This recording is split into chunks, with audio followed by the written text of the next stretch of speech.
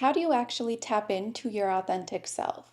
On the surface, it may seem like we have to go out and do a bunch of things in order to become someone new, in order to become our authentic self. But to become your authentic self, it's actually quite the opposite. And I'm going to give you a visual representation of this. Let's take this candle, for example. This candle represents your authentic self. Your authentic self is also a part of who you always are. And what I mean by that is take, for example, an infant. When a baby is born, they don't have any limitations. They don't have any experiences. They don't have any conditions. They're not shaped by anything. A baby, when they're born, is a blank slate. That is your authentic self. That is the unlimited version of you. So, this is your authentic self. But what happens as we grow is we start learning things. We start learning things either in school, in home, out in society, or we start taking on certain conditions or certain beliefs. And those conditions, those beliefs, those experiences, and the stories we tell ourselves of what we experience are exactly what turns us into limited versions of ourselves.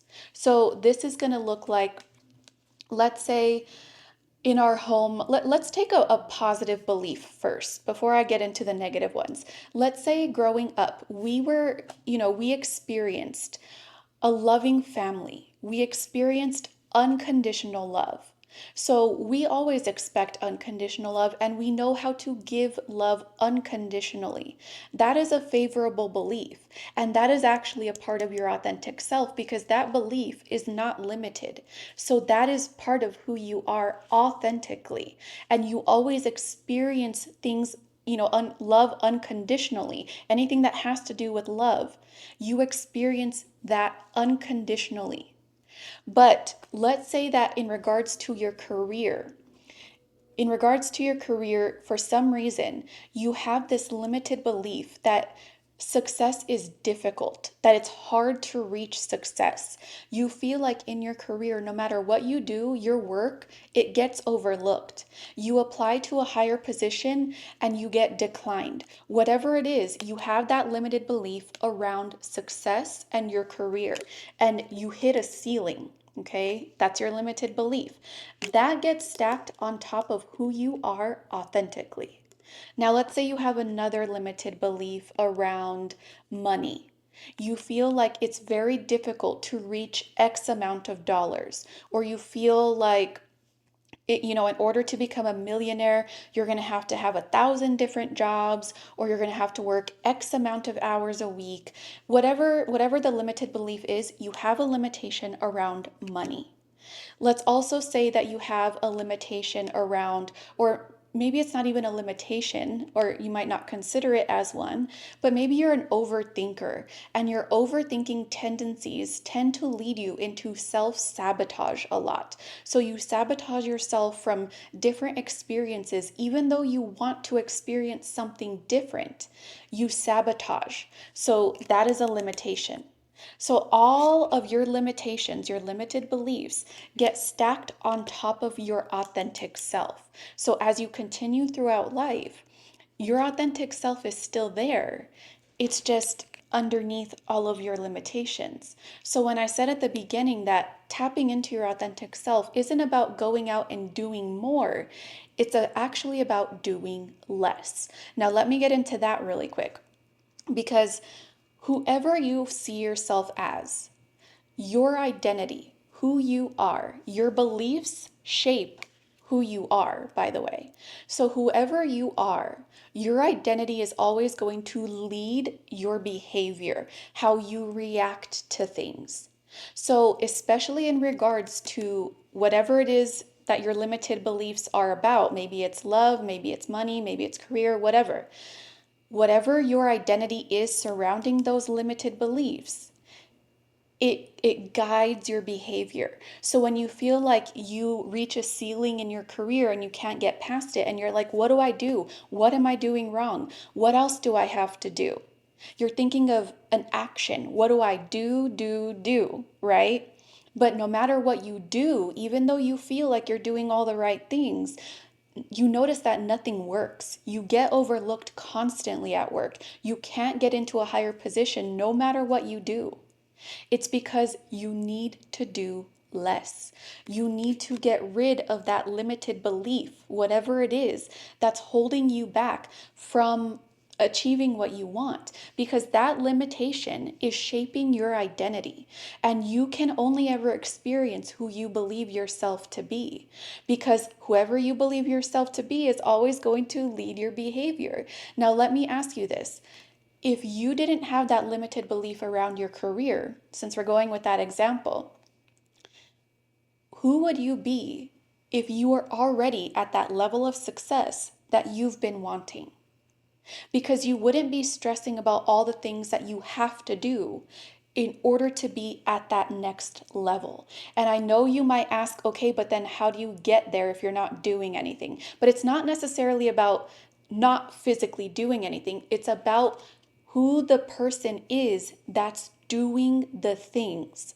Because if you're still holding that limitation about your career or about success, and you're going through the actions to get to the level you want to be at, but your identity says, we still are not that person though. Your identity and your actions have to match in or like your identity has to match the version of you who has what you want in order for all of the right actions to actually work. That's why when you're doing all the right things and they feel like they're not working, that's why they're not working. It's because your identity is still, it still has this limited belief attached to it. So when you let that limitation go and you start saying, no, you know what? I am capable of reaching this level of success. I am worthy of reaching this level of success. I'm good enough to reach this level of success. And you stick to that.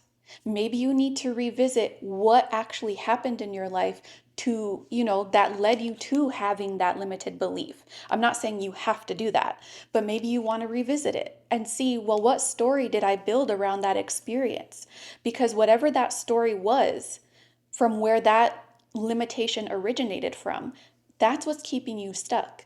You need to change that story. And like I said, you don't have to revisit. You can simply just say, I am good enough for this next level in my career, or I am good enough for success. But when you do that, when you finally make that internal shift, that's when the actions that you take from then on are going to work for you.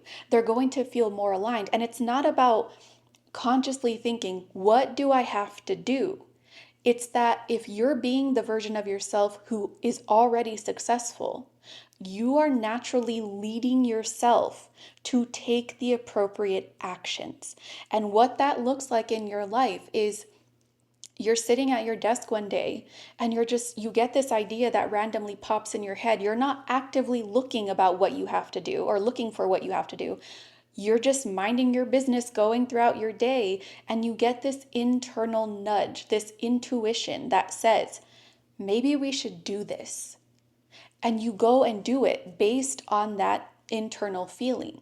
And that thing is probably what's going to lead you to that level of success that you're looking for. It's not necessarily this conscious thought of, what do I have to do, or what should I do, or what could I do? It's your authentic self saying, we always know what to do because we are not limited. We are naturally led, right? We are naturally guided to what is best for us all the time. And I know that sounds a little weird. It sounds a little strange. I get that. But have you ever thought about when you're in the shower or when you're washing dishes and the light bulb goes off, you think of some grand idea, or maybe you misplaced something maybe you misplaced something earlier in the week, and all of a sudden you're like, wait, I remember where that thing is now.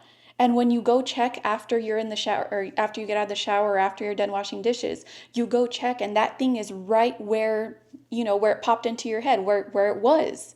But even when you lost the thing, you were tearing apart the house, you couldn't find it. No matter how hard you actively tried to consciously find it, you couldn't find it until days later when you forgot about it, when you were your authentic self without realizing it, right? You threw that limitation of where's that thing? I don't have it. I need to have it.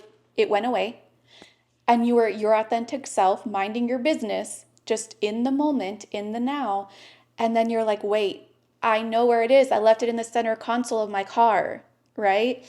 That's what I'm talking about. That's when you don't have to go doing or forcing things consciously to try to make something work. You're letting your authentic self guide you because it always knows. You always know what to do in any given situation. You just need to take a step back.